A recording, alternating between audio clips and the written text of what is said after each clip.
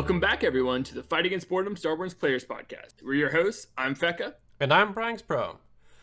And today, it's the first time we talk about Deadzone after the tournament has concluded. And with us, we have the guy who took home the entire thing, Fakedog. Welcome. Thanks for having me. Hello, everybody. Fakedog, you kind of came out of nowhere and surprised everyone. Can you just tell us a little bit about yourself? Like, who are you? Where did you come from? Well, where I come from, technically, I'm from Italy, and yes, actually, I'm completely new to Starborne in general. I decided to join the Deadzone because it reminded me of some speed server in other games I was playing back in the days. Like, I don't know if you know Tribal Wars. Yep. And I'm playing, of course, Sovereign, now I'm on the 15th. But as I said, I'm quite new, so I'm even I know the name of Feka just because I saw a couple of tutorials, I think, and this was new. As you know, I'm on a GMT +7. I live in Bangkok, and I'm 29, and I don't know what else. What other information you want about me? Your social security number. Thank you. And your credit card number. I don't have it because I'm Italian. Sorry. Credit card, I can give it. So, really new to the game, so you kind of learned everything from scratch? Well, this game, as I said, is very similar to other games I played in the past. Like, I used to play these two games specifically, Tribal Wars and O Game, that are both browser game. But I saw Starborne taking a lot of the features from both these games, especially Tribal Wars, I would say. So I would say that while I start from scratch, I kind of got a head up on the mechanic of the game, so I know what to look for at least. But still, my first server in Sovereign, that was the 6, was really a big tutorial for me. Like, I played just observing and looking at things. And now on the 15, I was trying to play it a little bit more seriously, but then thanks to Deadzone, I fundamentally lost the 3 days of sleep, and I also lost the 3 days of game. Yeah. So, obviously, a lot of us know that you won the entire thing, but how did the first match on Saturday go for you? Like, give us a little rundown. Well, the first match on Saturday, consider it, I would like to start with the thing. On Friday, when they gave the possibility of testing Deadzone, I managed to test it for literally 5 minutes. Not even, probably. Like, I got inside, I read what the building were doing, and then I had to go out. So the day after, when I started the qualification, I was whoa, what is this? And I start to look at around me, and the first thing, honestly, I thought about doing was to text all my neighbors. That's how I literally started the thing. And I put together a team of 4 people. Mm-hmm. And I had a kind of truce with Rodip. That is here, actually, I see. And and then I started to play. Honestly, I was just looking around what to do, the thing and stuff. Then at some point, I had this situation where I was, I think, 4th in the server. And at that point, Rodip actually started to take territory next to me. And in that moment, I kind of tried to take him down, but of course I got it backfired very hard, my decision. Actually, Rodip took down my entire capital. It really left me with one more bomber, and probably it was exploding my capital. At that point, I literally texted him. I was like, okay, man, sorry. I didn't mean to bother you. Let's do that. You want it. I just chill here. No worries. I won't bother you anymore. And honestly, that's what I did for the rest of the game. The fact is that, literally at that point, I was already leaving the server. The people I was in Discord with, I was like, yo, guys, I just got raped. So that's it. I'm giving up. I even got out of Discord in that moment. Then I started to do my things, and then I was like, I have a station to build, let's build a station. And then I keep playing. Then I went back to Discord, and then eventually I got first, actually, in the server. And then the last 5 minutes, Rodip got me. I think it was Rodip that arrived first in my server. It was server 5. And I arrived second. Yeah. That really goes to show that it's not over until it's over, right? Keep on playing. There's so much you can do. Absolutely. At least for me, has worked like a charm, I have to say. Did you have a chance to read the manual, or was the 5-minute testing really the only testing you had a chance to do? Only test that they had to do. No, and to be honest, like that day was a disaster for me because as I said, I'm on GMT +7. Okay, so I had to play what is from 11 to 3 in the morning was the qualification. Wow. And wait, if this was not enough, Friday and Saturday, my office, like we just reopened my company, and I had to actually take care of moving my new office, and it was kind of a disaster. So it's like I log in literally 5 minutes when I was moving boxes inside my office, and then whatever. And the day after, I was like, okay, yeah, qualification of Deadzone, amazing. So yeah. Now, in fact, like I tell you, the first day was completely random. The second day, though, actually, thanks to the first day really it teach me a lot, really a lot. Also, I guess that being in Discord with I was in Discord with Colbjorn, or his nickname or something like that he was streaming, and he knew what he was doing. He was explaining things while he was playing, so that helped me really a lot, actually. And also I was kind of like stalking what Rodip was doing. At the time I didn't know he was even a streamer, so I was just checking in game what he was doing. And then in the second server I tried to apply a bit more of these things, and yeah, that turned out very well, I would say. Oh yeah, especially in the end when in general chat you wrote like you'll give a reward to anybody who attacks me. a virtual high five. Like my reward was really cheap. I mean, it worked. It did. Yeah, it seems so, actually. What was your tactic for the last server? Like, did you chill a lot, or did you fight a lot? Like, I was kind of like busy with what I was doing, so I wasn't able to really follow what was going on the other side of the map. So give us a rundown for that as well. Well, I have to say that, like, after first server, I got the idea that actually talking was working way more than being all bullish. I attack you, I attack this, blah blah blah. And after the first server, there was like even in the chat, there was many people like, yeah, I want to play a bit more dominant, attack here, attack there. People that were making mega coalition, and whoa, it was seeming like it would have been a third world war. So actually, I said instead of playing it a bit more like I was playing the first server, but in a better way. So let's say that from the point of view of the management, of course, at that point I knew, for example, in the first server, I barely bought card. Like I kind of forgot till 2 hours in that I could buy card. Okay. In the second server, of course, since the beginning, I was putting cards on everything, and now I knew the mechanics. But even in the second server, I started with diplomacy. So first of all, I got in contact with Mew, actually, that we had a non-aggression pact, I guess, for the whole game fundamentally, and being my neighbor was very good. And instead, the other two people next to me, they were Enfuego and we something like that. Yeah. And with them, like there was a kind of a non-aggression pact. But then Enfuego started to take my territory and was a bit pissed. But then Wiwu attacked Enfuego, and I waited for Wiwu to destroy the fleet of Enfuego. At that point, I contacted Enfuego and I said, hey, if you fundamentally stop to... I did what the Rodip did to me in the first server. So I told him, you stop to bother me. You take down your fortress that contests my territory. You unclaim all your territory that is claiming on me, and I will help you. So I destroyed the one of the station of Wiwu and destroyed his wolf fleet. So at that point, all my neighbors were unoffensive. Then with Mew, I actually destroyed the Chieftain, I think, was the guy in front of us. And honestly, at that point, I think that in our sector of the map, so the bottom left, me and Mew, we were exponentially bigger than anybody else. And like the last 30 minutes, at least talking for myself, I took down like 7 station, and I just cleaned all my claim. And then with the cards, I boost my claim to win. I honestly, till the last 5 minutes, my target was just to get in the top 5. I was not even honestly thinking of being able to win, like at all. Then things moved and situation changed.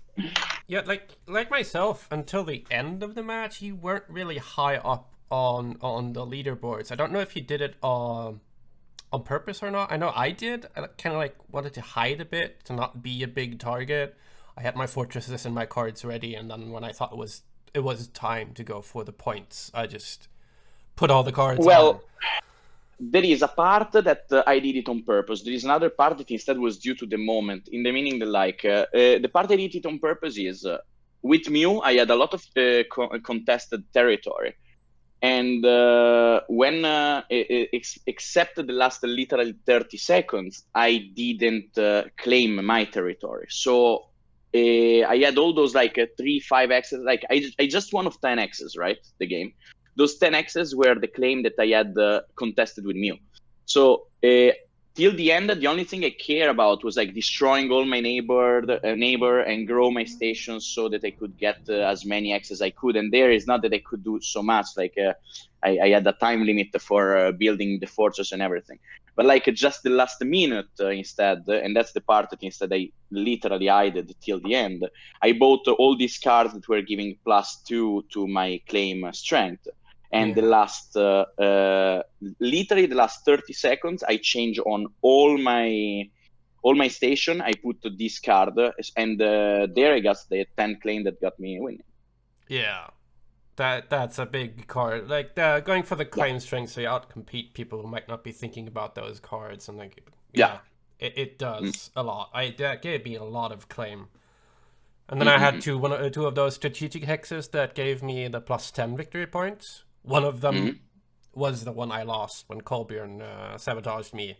Right through defenses, I might say. I had defenses there, but recons are so beefy, they don't care. They just do what they want to do. Yeah, recon were very beefy, gotta say. I think I set myself up for that, having a obvious fortress there, claiming something like that. It's an easy target there, and I mean, I would have done the same, right? If I was Kolbjorn, I watched his stream afterwards, and I saw how he prepared that strike. He double tapped that thing, because I repaired it, but then it was sabotaged again. At first, I didn't understand, but then I saw he sabotaged me twice in a row. So yeah, that was. I'm not even salty. That was impressive. He held on for dear life. He had a really tough match, and there again, it goes to show that it's not over until it's over. He had pretty big impact in the very last minute of the match still, with everything he went through. That one particularly was, so I was knocked out, obviously, in the first round, thanks to BranxBro being in the first one as well, and a lot of those guys. But I got to watch the second one, and I was sitting there watching Kolbjorn, Jordan, right there at the end, setting up the sabotage for Branx. And I'm sitting there my morals, I can't. I was I want to message Branx so bad. I want him to to win this, yada, yada, yada. I was I just got to sit here and just revel in it. And it was so painful to sit there. He's going to sabotage it. Oh, he's doing it again. No, Branx. And so I even as a viewer, I was on the edge of my chair, being so excited, so involved. And that was a really cool thing, from the other point of view. Yeah, the last 30 seconds, the last 5 minutes were so intense. I finished that. I was okay, and everybody was going into the main chat, and I was no, wait, I need to go do a joint, and then I come back because I need to chill down a little bit. Yeah, I had to calm down. It took me a solid 24 hours or even more, just from that entire weekend of, even though it was only 4 hours per day, a lot of preparation went into it for me, just thinking about tactics and looking over how my first match went and what I want to do better and what I assume others will do and will work out. And then after everything was done, I just wanted to cleanse my brain. I just had to calm down from all of that. Yeah. So you said you play both. You play the Deadzone, obviously, and you also play the Sovereign Space, the 10-week version. Which one do you prefer more? Definitely Deadzone. Okay, so you like the more fast-paced...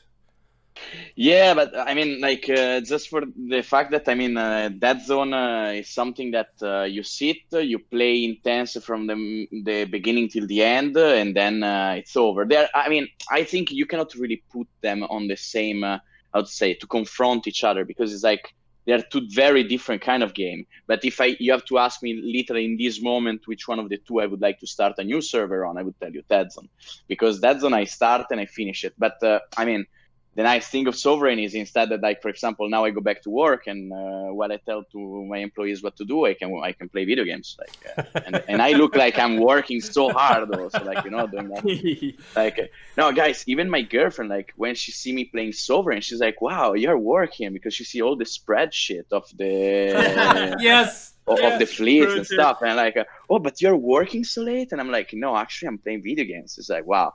No, you should have stuck with it. Yeah, I'm a really hard-working man. Like, I got my stuff here. Yeah, but I think you put it really well. They're very two different things. Like, it's apples and oranges, right? Yeah. It's hard to, like, of course you want to compare it to each other because they're both Starborne, made by the same people, but they play fundamentally different. And the way I think about it is like, okay, maybe you play Sovereign Space, and every now and then you, in the future, hopefully, can play a match of Deadzone to just fill up your time, or just have fun with or against some of the people you play side by side with in Sovereign Space. And I really love it for that. So when you won, Snoogums told you that he'll put you in contact with some of the people to put some work on your prize. Have you figured out by now what your prize is? Because I know you didn't know it on Sunday. Yeah, literally. And then I actually couldn't figure out on Saturday, but Sunday I was fundamentally, after the thing, I was completely retired. I need to go to sleep. But the day after, I contacted EXO, and I have to help with the name of the lead. No, the story of the leader of Les Apache, and help with the graphic, to decide the theme of the graphic of Gatos Fritos, if I'm not wrong. And actually I didn't hear back from them yet. I don't know if I received an email and I forgot. Actually, I wanted to follow up on it, but I was not really in a hurry because I guess they can find me, so whatever. But as of now, yeah. It's July now, and in the Scandinavian countries, that's kind of like the vacation period where in a lot of industries they'll take like 2 to 4 weeks off. Oh yeah. Look, in fact, that's the thing. I think like they had their thing to do, and right now they were busy with something else, because they told me I would get back to me as of now. But then I read somewhere that they were in vacation, as you said, and but chill. Honestly, I didn't play since the beginning. I didn't play that all to win. To be honest, I didn't think I would even qualify. It's like I already played these super chill. Like the second match, the final, I arrived after going to a Korean barbecue where I eat like that. I was exploding during the game. I also had to stop playing 2 times because I couldn't. I had to go somewhere else, let's say.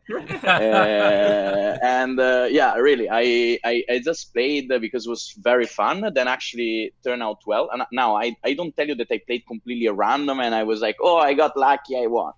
But I never played to win anything. Like really, I was just chilling with the game. It was fun. So it came as a surprise for you that you won. Oh, like incredible surprise! Like seriously, the last when at the end, the last 3 minutes, I see that, hey, wait, I'm not just fourth, but now I'm actually second, first. There was like me and Branx that we were continuously like second, first, because I think that like one fortress was spawning there, like +1 influence to fortress, and like we were probably increasing our claim by the second, and it was very fun because I say, oh, wait a second, I can actually win this. And like when the last the big thing has been when the last 30 seconds I saw that it was not increasing anymore. And I had my cards with the claim radius that I was like, well, if this really works, it's amazing. And actually it worked. And I was like, wow.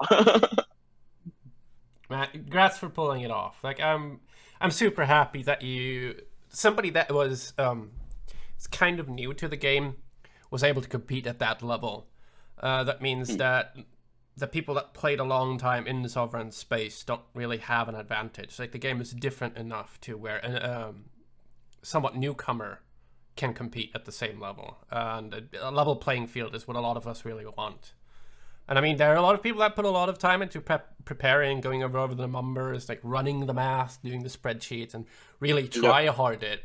But at the end of the day, like, there's enough variation in the match that could go on, so that it's anybody's game. No, no, absolutely. But what was my impression, honestly, with these specific this server? Then, of course, when people get more experience, is different. But that honestly, tactic or not, for example, people were running to be, I'm the first, I got the station up. Of course, it's Starborne. You want to get your station level 4 as soon as possible. But at the end of the day, for example, I've been, I think, the last of the server to get to level 4 with my first station. Because I was checking them up and I was the only one that was still level 3 when everybody was level 4. And I think that the focus of many people was a bit not wrong, but let's say they were not really considering where they were, what was their position. So, for example, if you grow up in the corner, okay, makes sense that you want to be very focused on fighting, because in the end of the day, you have like just the one side that can attack you and that you can attack back and forth. That makes sense. While if you are more centered, like probably diplomacy works way better for you. And instead, like seeing how it turns out, there were not many groups that actually managed to coalesce successfully. Even because I think that many groups created before the server. So when they arrived in the server, maybe they were all spread out, and at the end they didn't really manage to work together. This is just an impression. Actually, I'm curious. Maybe you know more than me about this. I've heard things, but I wasn't there, so I can't really know. I just know that with the middle spawn, a lot of people think that the middle spawn is unfair for the person that spawns there, because you're literally surrounded and you can't go anywhere without bumping into somebody, right? And so that the corner spawn is easier to play. But I think that is also due to the fact that right now you can build outside the map, which is obviously in the future not supposed to be a thing, right? The advantage of the corner spawn is that you don't have to fight in those directions, but you can't build towards those directions. So there's a pro and con with it. But there were players, though. No, sorry. Yeah, the middle is hard. I mean, especially in the last match that we played with Kolbjorn spawning in the middle, like he had to fight from beginning to end. Like it was rough. There were players, though, that they managed actually to make good use. For example, I heard many people complaining about the fact of the border station, and I can see where they're coming from. But at the same time, I was observing actually some players, what they did. Actually, apart from the fact that, yes, if you spawn in the center, it was very unfair. But I saw players actually that from the center were going on the borders, and they actually managed to become pseudo-competitive. I think one of them was El Fuego, for example, that he got obliterated in his area and started to build on the border. And if I weren't to eliminate him, that I destroyed 3 of his station at the end, he would have actually arrived third, I think. So actually, it's probably if you were center was a bit unfair.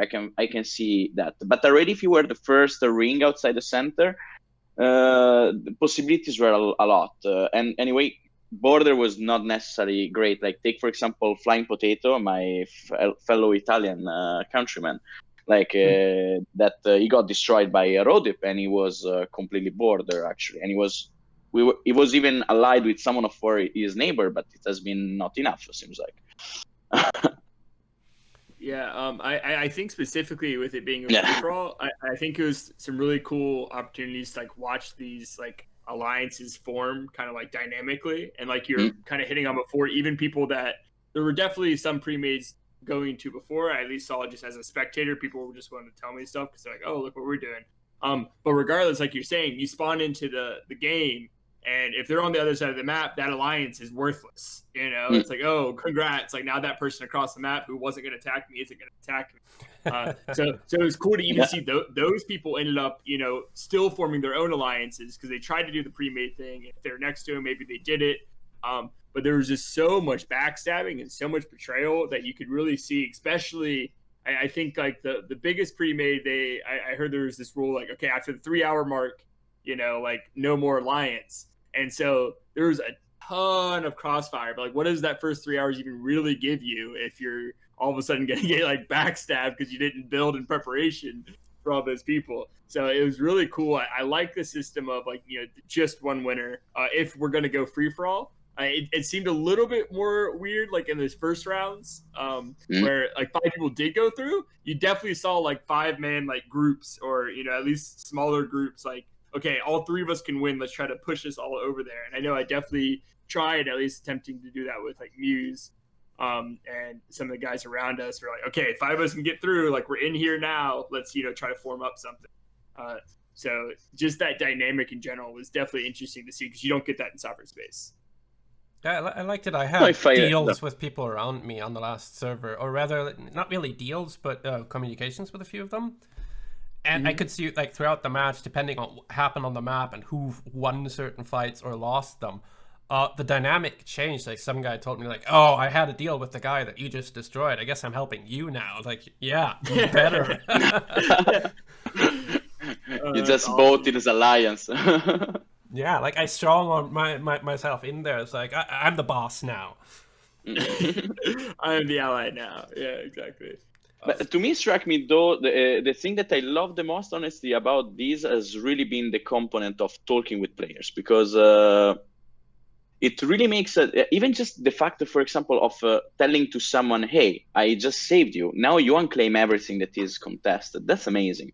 Or the fact that if you're collaborating with someone, like in the first server, like I think Cobjorn actually was collaborating with another one of my countrymen because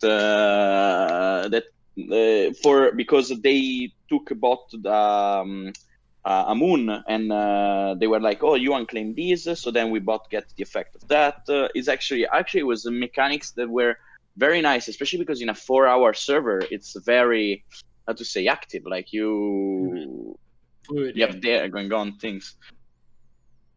Did you find so like, since it's a 4-hour match and you're kind of picking your allies on the fly, having someone you keep mentioning your countrymen, do you think like being Italian is even like a bonus, that if you see someone's Italian, you're more willing to ally with them just because of that?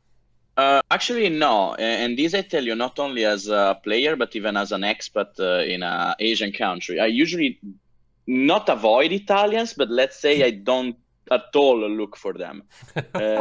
Even because I don't like this kind of forced bond that you do with people of your same nation where you are abroad.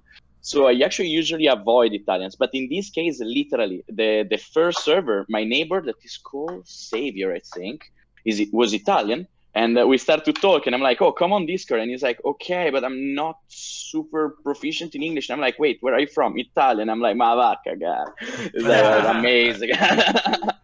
Awesome. And then after the qualification, because I actually texted some time in the Italian group on Starborne on Discord. So like I think Flying Potato then saw me there and say, hey man, let's if we end up together, let's play together. Then actually at the end we were in 2 different corners, so we never played together.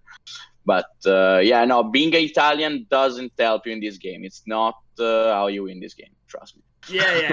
It's sure not as much as that. I understand like the dynamic of teaming, right? Where like you're grabbing for anything, right? So something even as small as like, oh, he's Italian, or like maybe I can just talk to him easier, right? If we did get on voice, like any little thing you can get, because it's 4 hours. Like, how do I trust someone? Like the guy next to me, Nocturnal, he PM'd me. He's like, oh great, I'm in between Feka and Nihilus, and the first thing he did was like he was asking me what faction I was, and I was like, I'm Less Apache. He's like, oh, me too. And immediately, even that little interaction, like, oh, he's a Less Apache's player. Like, I kind of like that. And that even something as small as that, we did set up a non-aggression pact, and we were actually number 5 and 6, and we never even attacked each other, bordering each other, because we had set up that deal, and we're like, we don't want to backstab each other.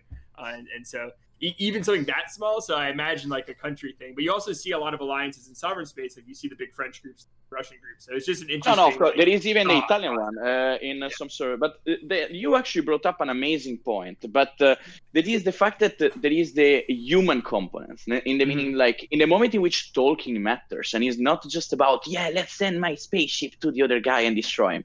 But it's actually talking matters, because look at me, like I'm the example. Without talking, I wouldn't have even arrived to the final. So the human component is important. At that point, there are things like the fact that you can just talk with another just because you find something common, like being Italian, or because you talk on the Discord about killing Night Corps, or at the same time, there is even the human factor of actually threatening people. That, to be honest, is a very funny thing to have in a game. Like, okay, I'm not gonna burn your house, but I'm gonna destroy your station. And it's actually amazing, to be honest. Like, I really like that part in the game. I heard some people that were playing Surpassum offered their neighbors like, look, I'm Surpassum. I can clean up radiation for free and really fast, so I'll handle that for you, and you just don't attack me, which helped for some people, like it worked for some. Which I really like. Just like you said, Fika, like this one little thing you can offer, or just you find some common ground or rapport, and just like whatever. Right, yeah. But I mean, I tried it. First match, I spawned right next to Nihilus, and I was like, hey, Nihilus, what's up? I'm not gonna attack you. But he raided me, so that didn't work. In my case, it was Rodip asked me that. Really, at the beginning of the first server, it was like, "Hey, you don't attack me, I don't attack you, and I cover your radiation." Then we ended up attacking each other. But yeah, actually, he did.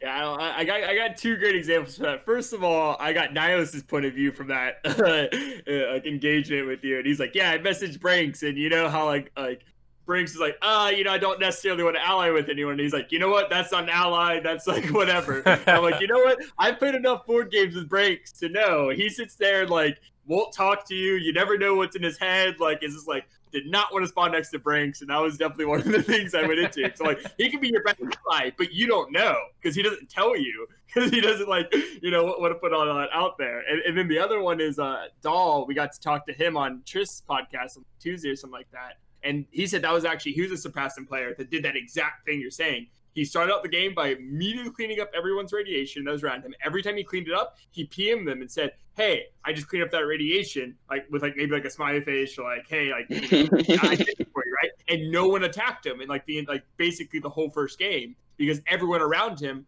acknowledged he did that. You have nothing else to go off of. So all I have to know is I don't know that guy. I don't know that guy, but I do know that guy cleaned up my radiation. So who am I going to attack? You're more likely to just go attack that. So I thought that was a very interesting way of going about it. Even something so small that you think like, oh, that doesn't really matter. It kind of does matter in a 25-man 4-hour free-for-all. Where you're going off of any. When some people, just showing them a nice little gesture would mean that they would feel bad for attacking you. It doesn't help with everybody. Some people just know it's a game, like they have to go somewhere. But for some people, it's like, no, he helped me. I can't attack him. I feel bad, right? And that's how you abuse psychology, basically, right? Yeah. Well, absolutely, I think. And if you're in Discord, helps even more. Like, take, for example, Mew. He didn't attack me for the whole time. In theory, he could have probably even win, maybe, if he would have taken me down. I was his neighbor. But being in Discord, hey, you become great friend. Yeah, exactly. Especially in server 1 in the first round of qualifiers, a lot of people stayed in voice specifically for server 1. I don't know, it was to varying degrees of the other servers, but that was a very interesting thing to send an attack at someone and then be like, "Hey, why are you sending that attack?" And you're like, I don't know how to continue with this. This is now really awkward. And like, what do you want me to say, man? Yeah, I was like, it's like, "You're in my way," like, I don't know. So that was really hard to do. And like, we had several players that were dying on the other side of the map, and they're like, "Please don't kill me, like, just let me stay," like, and I were like pleading for the life and voice. And that definitely added a whole other aspect where you're like sitting there like having them yell at you about it. So that was certainly interesting as well. So going on about that, this was the first iteration that was semi-public, that we could play, and it's still in development. So things will probably change, or very likely change. What is something, Fakedog, that you would like to see changed, or that you think needs to be rebalanced, or maybe even removed? Like, what are your thoughts on that? Well, I liked, a thing that I really liked was somewhere, there was, I don't remember who posted, maybe it's actually one of you guys. Someone posted an idea of a different spawn location. I think Rodip as well was in this conversation somewhere. And they proposed that like there is a center where no one spawns, and there are like 2-3 rings of spawn around. That for me, like after playing it, I would say, like as I was saying before, if you spawn in the exact center anyway, yes, you are definitely in a bad position. It's not that that doesn't help much, especially in a game in which you cannot change capital, and especially if it's true that you can change capital only once, and if it's true that they are gonna remove the the border conquer, that's definitely something that they have to consider, because otherwise you will end up in the future that you will have people that spawn in the server, they see that they are in the center, they simply quit the server. I can see that already happening. For the rest, the game itself, actually, I really like it already as it is, because it offers also really the possibility of playing like you want. Is not a must to playing a thing or the other. Yes, we all noticed that the recon, probably a recon patrol was the best combo, I think, because I felt like it was quite powerful, recon patrol. But in general, was the game offers really a lot of possibility. Even just in the victory at the end, you could see that matters a lot, the claims, and not only the point. Because, for example, in influence, I was behind. I was totally not one of the best at influence. But other thing that come to my mind as of now, there is not. I would definitely put a lot of tall tip here and there, but I guess that that's a beta, so there was not that stuff. For example, I would tell to a player that when you have the 5 minutes at the beginning, talk with your neighbor. Like, that should be a suggestion that the game tell you, I think, especially for new players, because maybe one doesn't think right out of the bat, like in an Hunger Game type of game, to talk with their ally and try to work it out together, talk with their neighbor and work it out together. But maybe a couple of structure, rework them better for this kind of game. Like I could see like the possibility, like especially those points that you conquer. I'm not sure as of now how much they matter. I mean, not the victory point in general, all the small station. Like to me, gave me a bit the impression that doesn't really matter that you have them or not. Even because at some point you really snowball, so who cares what you have? You're definitely or very small or very big, respect of the one next to you. This is more or less my thing. Maybe 4 hours is a bit too much. That's the other thing. Like 4 hours, I don't see it as a game mode that lasts, because 4 hours, like my girlfriend is gonna break up on me. Yeah, I think like a lot of people voice that it's like, yeah, sure, 4 hours is a lot better than 10 weeks, but 4 hours is still a very long gaming session for a lot of people. Maybe half that or something. I don't know how they balance that, but seeing that they compressed it down to 4 hours, I think they can squeeze it a little bit more. I like the idea you mentioned, maybe dropping it to just the outer spawns. Maybe like that might bring it down to like 10-ish people instead of 25, or maybe 12-ish people. But by doing that as well, I think you could drop the amount of time, just because there's not, you don't need to kill as many people. There's not as much going on. Maybe speed it up a little bit. But I think it could go really well as, maybe half the amount of people, half the amount of time. And I think you can make it work. If you keep it at 25, I'd find it very hard to shorten it down, because it was already hectic as possible, with that many neighbors and that much stuff needing to go on in the map. But I'm very interested in seeing what they do. And I know they're willing to, right? I know Stigum says, like, he's willing to switch stuff up. It's a complete test game. So they're willing to basically try anything. So I think if we're loud enough about it and we want it enough, I don't see it not happening, at least trying it. Me, I think that I was thinking that they could try seeing this, because this seems like really a blank, like a blank paper on which you can draw whatever you want. And for example, I think that I would like to see them maybe test is, first of all, team by 5. Like, team by 2 instead of by 5, so maybe increasing the players to 26 or 24 or whatever, but a team by 2 instead of team by 5. And another thing is that instead would be to have a kind of like how it's called in other games, like domain kind of stuff. So like you have, let's say, 3 areas, because the place is like a triangle, right? And it would be super cool if in each triangle there is, like, let's say, a conquer area that you can conquer.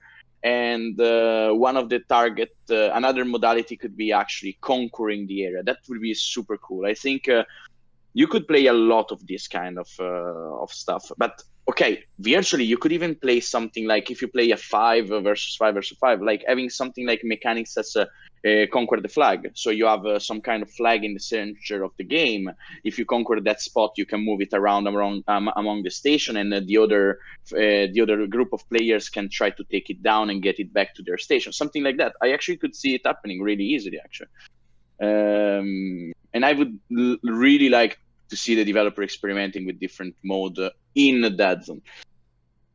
Yeah, I agree. Like, not just different like team sizes or having teams at all, but different like victory races and conditions. I understand that the claim was something an easy thing to implement to start off with, but we saw in the end of the game, like everybody was going like claim radius, fortresses with cars, and claim strength. It's like everybody kind of did that, and also meant that people wanted to build outside the map because that was easy claim and stuff like that. So I'd like to see different objectives that we fight for. Yeah. For claim, I meant like a specific area of the map where to claim. Yeah, like a King of the Hill kind of stuff, or more strategic hexes that are worth a lot of victory points. That means that there are areas on the map that you would go for instead. There's a lot that they can experiment with. I hope they do it, and I hope they do a lot of tests to see not only what works well, but also what is popular, what lends itself to having like a good, exciting gaming experience. Because sometimes you look at something and it doesn't look that exciting, but then you try it out and then you're like, whoa, okay, this is hype for some reason. While it can also be the polar opposite, where something looks really good on paper, but then it plays really lame. Yeah. I'm excited to see them. Like, I don't think they need to reinvent the wheel anymore. I think Starborne's already so unique. They always go the hard way, right? And it normally turns out well. Like, Starborne, as we talked about, normally is kind of like a dying genre that they're trying to revitalize. It'd be really cool for Deadzone, like you guys are saying, copy game modes that are like in Call of Duty, in Overwatch, and all these other like that, just like 5v5s, just like you're saying, capture the flag. The Dominion I liked a lot, where you capture points and those give you points and get 200 total score, you win the game. But it'd just be like, use common game modes that are in other things and just try to adapt them here, because it's already such a unique game. It's already such a big thing. I don't think it needs to be like an overcomplicated win condition, and I would love it, man. Specifically, if you just got 10 people on the map, I would love to see a 5v5. But also, even in the normal game, that if they release the exact same game, the same 25 people or whatever, but just added alliances as an option to the game, you don't necessarily have to keep them. Maybe there's like a lockdown at 3 hours or something like that, but where you could have a max of 5 people, or like max of 3, max of 2, whatever it is. But be transitioning that, and then the alliance with the most claim wins instead of just individual players. So it's not as easy to break it down. If you sabotage one fortress, it's 5 times less effective. Like, you need to do it on more of a bigger front. But yeah, man, it's so exciting to think about any of the options they could do. And like, they already have the framework, so we know they can do it. We know they could take anything from Sovereign Space, like an alliance system, and just drop it into Deadzone. So it's exciting, man. They also made a few experiments in Deadzone that I think a couple of people have already said, like, port that into Sovereign Space, please. One that comes up a lot is the bombing. How they handled the bombing formula differently in this game mode, which just makes a lot more sense. It's not as RNG. Like, all your bombing gets dealt. It's like, you bomb a building, you've got bombing left, next target gets targeted. It's just, it just goes bombing, on. Basically. Yeah. And also, I kind of like the rock, paper, scissors combat mode with, like, the certain ships are good against others, and they have certain prime stats that they level up while another stat just stays at the base. I think it needs to be refined a bit more. Recons were really good saboteurs because they had so much health that it doesn't matter that they face defenses there. Yeah. But in general, that feels more exciting than the tactics system that we have in Sovereign Space right now. Yeah, absolutely. I agree on that. Because in Sovereign Space, like, they can switch up their tactic while you're in the air. It's like last minute they're like, haha. But when they have certain ships, that's locked in. That's the tactic you chose. You built recons, and now I attack you with corvettes. Good luck. Yeah, I'm sure there'll be a combat overhaul coming in soon. I know they've talked about it a lot for Sovereign Space. I don't know if I necessarily love the Deadzone one particularly, but I am excited to see anything different than what we have, because what we have right now is honestly hardly a combat system if you really think about it. You're just throwing the most ships at it.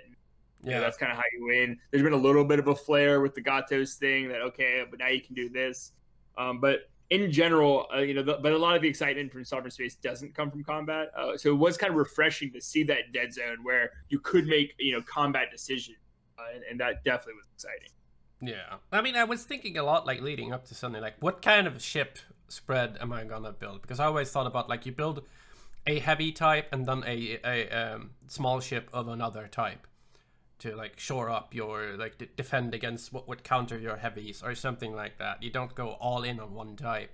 And I was thinking like, I could do this and that, but then that would be my counter, but it's really strong at this. And I just went around in circle, or rather a triangle. I could never find the best, really. Even going with recons and patrols, I saw some weaknesses there, but I think I picked it because it's just I want to bomb, right? Yeah, well, I think what you saw a lot of people doing was just actually going 2 heavy ships, and they weren't even doing light ships because they actually weren't resource effective. So you'd actually save resources by only just shipping all of yours to heavy ship assemblies. So it was cool seeing a different meta form after, I think, like Fakedog said, the first one originally was recon patrols. That's actually what I went. I think a lot of people saw a lot of advantages there. But then I think Muse was just like, nah, I'm just going recons and destroyers. And I was like, what? Like, what do you mean? And then I think Roadhip was doing it. And I think like I saw Rosabelle was doing it as well. Rosabelle was actually going all 3 heavy ship types, and he was actually rotating them like that. So I think with more time, it'd be so cool to see what the meta actually. Yeah, we only played 2 rounds. Like there isn't really I think that's too little time to say like, oh, a certain meta developed. Like no, people are still trying to figure it out. I think if they would we don't have yet a game clue mode what go, we're doing. Yeah, if they would let this game mode go, I think like a month there'd be a meta after a week, and then second week there'd be a different meta, and you'd see like shifts and different strategies, and like but I think it's too early to really tell what's really the most effective, what's a niche thing, and what's the secret strat that every now and then is like super effective. I want to play more. Me too. The only problem that I see in it is that like I want to see how it would work, let's say the consumer version of it, because like as of now it's just only very tournament friendly, because you need to have 25 players that are gonna play for 4 hours, and I don't see it actually being a drop-in mode, at least for now with the setup it has now. And that's I honestly don't even know how they're gonna solve it, like because in the games from which I think they took the inspiration for this mode, it is always actually like kind of a tournament mode, so they probably will keep it this way, I guess, and I don't see it them like just giving a server where we can keep dropping in 4 hours I play, then another one like League of Legends game. It's I don't think it will ever be like that. If it will be, it's interesting, but yeah, it's too long for that. Even if, because you brought up League of Legends, like some matches in League of Legends, like they go on for 40 minutes and people start complaining that the match is too long already at that point. It's like they want it over by 20. Yeah, exactly. But I thought that opens kind of the door for something really cool a lot of people are asking for is, potentials for private servers of this, where you would actually be able to, like, if we went to our community, like our Fight Against Boredom community, be like, hey, if we could even get, 12 people, it'd be like good enough to play. But if we got 25, that'd be great too. We set up a private server. We know everyone's good about it. We could stream it because we know no one's going to snipe us. And really set up a fun thing, because we actually play every Friday, or basically every Friday, we play Tabletop Simulator for 4 hours. So that 4-hour time slot's actually good for a lot of us. We're making it work. So if we could open up a private server, open up like just a custom server and be like, all right, just invite my friends and we can just play a game as well. I think that could really work and be very popular as well. Okay, so I'm not the only one that plays a board game on Saturday for 4 or 5 hours. Yeah, okay. Yeah, exactly. Yeah. We're all the same people, right? Like really, we're playing the same half-month game. The more you play, the more you realize. Yeah, we're all kind of in that mindset. So that's what's interesting. Like why we all took Deadzone very, very positively, I think, for the most part. But it was interesting because your testing pool is like absolute mad lads that are used to this kind of stuff. The ridiculously complex board games. That's kind of what a 4-hour mode is. It's just a really long board game, and it kind of fills that gap for me. So, the prize you won, being able to leave your footprint a bit in the lore, have you put some thought to that already? Do you have some ideas? To be completely honest, no. I didn't really talk about anything in it at all, even because it kind of like when I read it, I had to write the thing. I don't have to write anything likely, but that I had to help on the thing for Less Apache. Honestly, Less Apache are the one that kind of like mind blow me the least.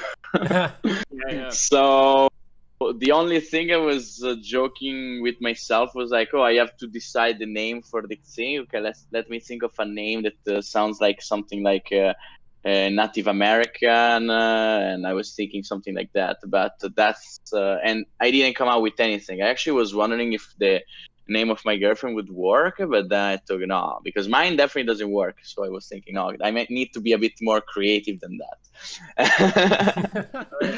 But what about the Gatos Fritos one? Did you the Get to Streets one is more interesting. Actually, I kind of liked already the one that they put with this kind of like a punk, cyberpunk punks. Cow. Yeah, but yeah, I actually for Gatos Fritos, what I was thinking, like I imagine it even in my idea because of the Spanish like that. I was imagining someone a bit like. I don't know, the classic kind of contraband guys in a futuristic movie, like in Star Wars, like some kind of guys full of tattoos and cybernetic stuff going around with their ships. So yeah, that was kind of like my 2 cents on the name right now. But yeah, since I don't know yet what are the limit to my imagination, I need to wait for that before putting really think into that. That's cool. I know a lot of people were talking about like shaving something into the cow, like some kind of like imagery or something like that. We joked on Tristan's podcast. We put like a big credit sign on the cow because like Gatos gets 20% more credits, and like actually money and stuff like that. The cash cow. The cash cow, yeah. Like I was reading what Rodi just wrote in chat, and actually I think he might have more idea than me of what I still have to do because I'm still not super secure about that. To be honest, all I wanted was just a nice new border for Sovereign. If I have to be honest, like I was hoping for a new border for Sovereign and maybe like a unique tag that forever I can exhibit my bragging rights in Sovereign. But no, apart of that, like the fact of leaving a footprint in the lore of the game is interesting. I would have loved to work on something like on Surpassum more, honestly, because I like the boards, whatever thing. But or of course the Knight, the other ones. I don't remember the witches. The name. Yeah, the one that everybody hates, that are of course the coolest one. And I don't know if you actually realize boards are actually another community-made thing. So that actually happened back in Alpha 8. It was an excuse to go to war with people because a lot of people it's a tough subject to be like, hey, I'm going to go war with you. So they'd be like, hey, you have the space flu. We're going to attack you. Like we know that's going to happen. So that was actually a community made thing. And so boards actually kind of came out of that. Like these sickly people. And that's why we're attacking you. So that was already a community made thing. So it's pretty cool. I didn't know that. See it trickle down. So, way down the line when we're doing the same podcast in 2 years and someone asks, why does that cow have whatever shaved into it? Or whatever it is, be like, oh yeah, this guy Fakedog won it. And that kind of stuff is really cool to continue like pushing on. I by the way, on the Surpassum, I really hope they add that mechanic to the main game. I really like the radiation thing. Ooh, that's a touchy subject. A lot of people are like, I hope they don't put that in. Because it random spawned and all of a sudden you have to deal with it, right? Yeah, I think that, that too, but even the fact that you can, like the faction in future will include, for example, a Knight Corp and a Surpassum faction in Sovereign, for me is a thing, because Sovereign, sorry, I don't know if I'm completely going out of topic right now, but I think in Sovereign is that while I really like the game, for now it looks, it's a bit boring and too flat. Like, I mean, that's my feeling at least. Even if now, for example, in the 15, I'm playing in an alliance that is, let's say, a group of pro players, because they are all from Alpha and they played many other servers, so they know what they're doing. We organize the alliance movement and everything, but the game falls a bit repetitive. Let's say I'm at the second, not more or less third server, let's say second. And while I really like this kind of game, like this is a game that I was waiting for like 10 years, a game like this, but lacks mechanic. And they have this thing of the faction that, in my opinion, instead, if they could add some faction that is more than just I have 3 cards and a bit more production, or I can use the augment points, something really like the TADS mechanic, like this one, that you can, for example, spawn the radiation on people. That would be very cool. I think it would make the game way more dynamic, and especially now that they have alliance with 20 players in Sovereign, would help not having 5 guys that are bomber, 5 guys that are hammer, and the other ones send resources, and that's it. There is and 2 guys that are Tien Chao, because as of now, I feel like most of the alliance are all organized with just this group of players playing the same 3-4 style. Instead, if you could have like let's say 7-8 different specialization inside an alliance, would become very, very interesting and dynamic, let's say. Yeah. Well, I might not agree with the space radiation, but the depth, like wanting more depth in sovereign space and maybe doing it through faction mechanics, that I completely agree with. That would be, it would just spice it up, right? Well, yeah. Even on that note, I think like the want for people to want radiation is more of an interactive NPC is kind of how I view it. Like, and I think that would be really cool because like it's something you're actually interacting with map. It's not these stagnant NPCs that just sit there. And I'm really interested to see if they could do anything like that, or like, you know, like, and this is way out there just off the top of my head, but like if the NPCs maybe dropped radiation if you came close, or something equivalent, right? Yeah. Or just interacted with you if you came too close, or if you attacked somebody, maybe there's like guardian ones that come attack you. So just stuff that we could actually interact with that kind of, you know, broke up the monotonousness. It's always the same. Oh, I just easily claim more of that NPC, or I know exactly how to take it out. But I think they are going in the right direction with it, because if like in the previous alpha, there was actually like, you know, the NPCs were basically irrelevant, and now there are at least a bunch of different types of NPCs. So I know they're working towards it, and it's been exciting to kind of be part of the process. And like, I mean, I just quite literally for you, going to be part of the process, but to actually move forward and like and see like, okay, like I know this needs to happen, but I can see them going towards it. You know what I mean? I know it's not there just yet. I know it's a little boring in this part. I know the mid game is notoriously boring while you're kind of building up for stuff. But to get to that point and to see, okay, they are making this change. Okay, this is happening. Has been really cool and exciting. Absolutely. I was hoping they would add something like otherwise, you know, Stellaris, the grand strategy game. Like, if of course we all are nerds.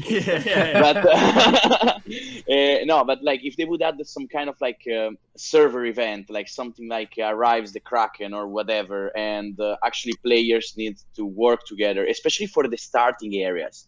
Something like the whole starting areas will be wiped out, so use those stations to do something would be more fun. Like it would be very interesting to see mechanics of that kind then.